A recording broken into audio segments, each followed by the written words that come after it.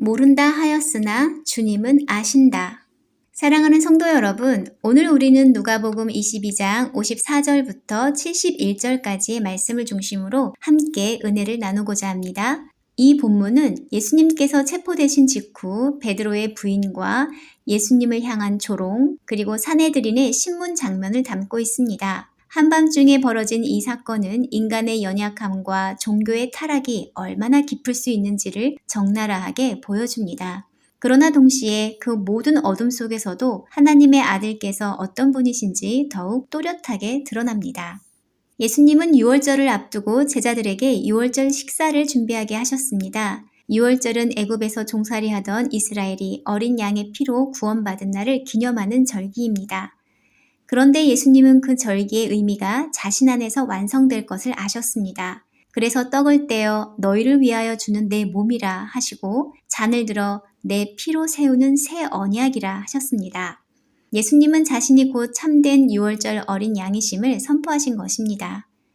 그러나 그 엄숙한 자리에서도 제자들은 누가 큰 자인가를 다투었습니다. 예수님은 섬김을 가르치셨으나 제자들은 여전히 자기 자리와 영광의 마음이 있었습니다.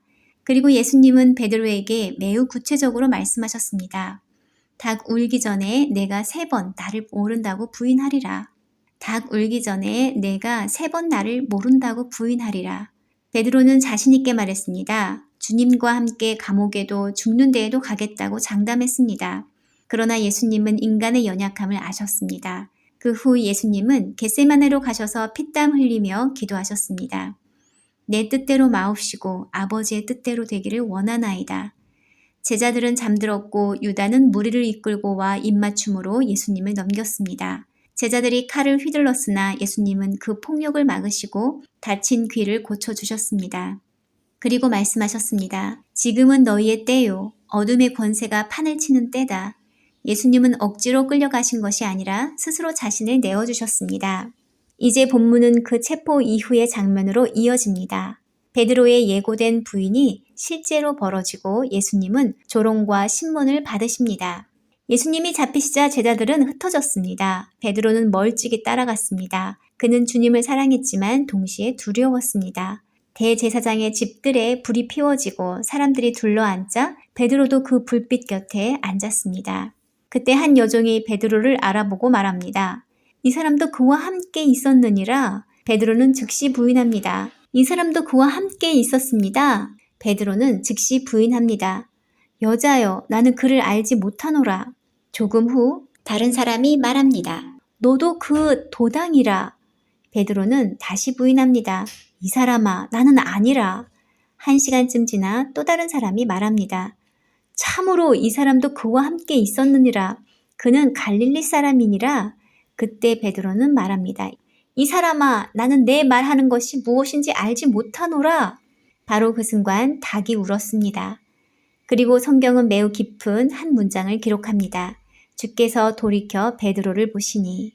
베드로는 그 시선을 받자 예수님의 말씀이 생각났고 밖에 나가 심히 통곡했습니다. 사랑하는 성도 여러분, 베드로의 문제는 사랑이 없어서가 아니었습니다. 자신을 과신한 것입니다. 깨어 기도하지 못한 것입니다. 시험의 자리에서 믿음은 결단만으로 유지되지 않습니다. 기도로 준비되지 않은 믿음은 두려움 앞에서 무너질 수 있습니다. 본문은 이어서 예수님께서 어떤 대우를 받으셨는지를 보여줍니다. 예수님을 지키는 사람들이 예수님을 희롱하고 때렸습니다. 눈을 가리고는 선지자 노릇하라, 너를 친 자가 누구냐 하며 조롱했습니다. 그리고 그 밖에도 많은 말로 욕하며 모욕했습니다. 여기서 우리가 주목해야 할 것은 그들이 단지 예수님을 미워한 것이 아니라 예수님의 정체성을 비웃었다는 점입니다. 선지자라면 맞춰봐라 라는 말 속에는 하나님의 사람이면 증명해보라는 조롱이 들어있습니다. 하나님을 모르는 자들의 특징은 하나님의 권능을 자신의 장난감처럼 다루려 한다는 것입니다. 거룩을 가볍게 여기는 마음은 폭력과 모욕으로 빠르게 이어집니다. 그러나 예수님은 반응하지 않으셨습니다. 모욕을 받으시되 위협하지 않으셨습니다. 억울함을 호소하기보다 구원의 길을 끝까지 걸어가셨습니다. 침묵은 무기력이 아니라 사랑의 결단이었습니다. 날이 새자 백성의 장로들, 대제사장들, 서기관들이 모여 공회가 열렸습니다. 그들은 예수님을 공회로 끌고 가 묻습니다. 내가 그리스도냐? 우리에게 말하라. 예수님은 그들의 마음을 이미 아셨습니다. 그들은 진리를 찾으려 질문한 것이 아닙니다. 고발거리를 찾으려 질문한 것입니다. 그래서 예수님은 말씀하십니다. 내가 말하여도 너희가 믿지 아니할 것이요. 내가 물어도 너희가 대답하지 아니할 것이다. 그리고 결정적인 선언을 하십니다. 이제 후로는 인자가 하나님의 권능의 우편에 앉으리라. 이 말은 무엇입니까? 예수님은 단지 자신이 선지자라고 하신 것이 아닙니다. 단지 좋은 교사라고 하신 것이 아닙니다. 하나님께서 주시는 권세의 자리에 앉을 메시아, 곧 다니엘서가 말한 인자, 하나님의 통치에 참여하시는 분임을 선포하신 것입니다. 그들은 다시 묻습니다. 그러면 내가 하나님의 아들이냐? 예수님은 대답하십니다. 너희 말이 옳도다. 내가 그니라. 사랑하는 성도 여러분, 이것은 예수님의 분명한 자기 계시입니다. 그런데 놀랍게도 이 말을 들은 종교 지도자들은 회개하지 않습니다. 경배하지 않습니다. 오히려 말합니다. 어찌 더 증거를 요구하리요. 우리가 친히 그 입에서 들었노라. 그 말은 이제 됐다. 잡을 말이 생겼다는 뜻입니다. 진리를 들었는데도 진리로 회개하지 않고 진리로 사람을 죽이려는 도구를 만든 것입니다. 왜 그랬습니까? 그들의 문제는 지식 부족이 아닙니다. 마음의 타락입니다. 하나님을 섬긴다고 했지만 실제로는 자기 권력과 체면을 섬겼기 때문입니다. 예수님이 하나님의 아들이시라는 사실이 그들의 삶을 흔들어 놓기 때문에 그들은 예수님을 인정하기보다 제거하려 했습니다. 이것이 종교의 가장 무서운 타락입니다. 하나님을 말하지만 하나님을 원하지 않는 것입니다. 사랑하는 성도 여러분, 이 본문은 단지 과거 사람들의 이야기가 아닙니다. 우리도 하나님의 아들을 몰라볼 수 있습니다. 베드로처럼 두려움 앞에서 모른다고 말할 수 있고 군인들처럼 거룩을 조롱할 수도 있으며 종교 지도자들처럼 말씀을 들으면서도 자기 유의 때문에 진리를 거부할 수도 있습니다. 그렇다면 우리가 그렇게 타락하지 않으려면 무엇을 해야 하겠습니까? 구체적으로 몇 가지를 붙들어야 합니다.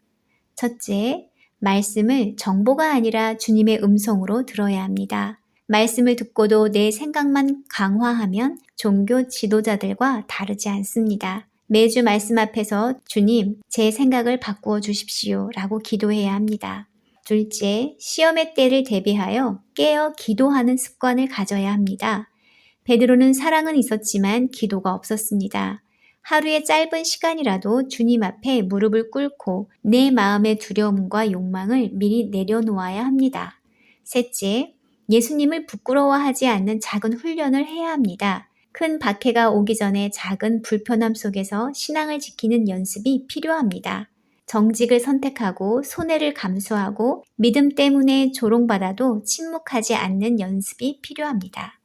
넷째, 종교적 열심보다 회개하는 마음을 지켜야 합니다. 종교 지도자들은 열심이 많았지만 회개가 없었습니다. 우리는 예배와 봉사 속에서도 늘 주님, 제 안의 교만을 보여주십시오 라고 점검해야 합니다. 사랑하는 성도 여러분, 예수님은 베드로를 보셨습니다. 그 시선은 정죄만이 아니라 회복의 시간이었습니다. 오늘도 주님은 우리를 보십니다. 우리가 넘어질 수 있음을 아시지만 돌이키기를 원하십니다. 그러니 두려움으로 주님을 모른다 하지 마시고 진리를 들을 때 마음을 닫지 마시고 하나님의 아들을 알고 믿고 따르는 길로 끝까지 걸어가시기를 바랍니다. 기도하시겠습니다. 주님, 두려움 앞에서 주님을 모른다 하지 않게 해주세요. 거룩을 조롱하는 세상 속에서도 믿음을 지키기를 원합니다. 말씀을 들을 때 마음이 완악해지지 않게 하시어 늘 회개의 자리에 앉게 해주세요. 종교적 열심이 아니라 예수 그리스도를 진정으로 사랑하고 끝까지 주님을 시인하며 따르는 제자 되기를 소원합니다. 예수님의 이름으로 기도드렸습니다. 아멘.